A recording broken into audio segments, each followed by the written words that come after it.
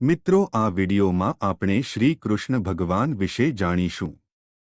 આપ સૌ જાણો જ છો, ભગવાન શ્રી કૃષ્ણનો જન્મ શ્રાવણ વદ આઠમની રાત્રે 12 વાગે થયો હતો. તેઓ જન્મ્યા ત્યારે જેલના તાળા ખુલી ગયા. વાસુદેવ ગોકુળમાં મૂકવા જતા હતા ત્યારે નદીએ માર્ગ આપી દીધો હતો. શ્રીકૃષ્ણએ ગોકુળમાં રહીને ગોવાળો સાથે ગાયો ચરાવતા હતા.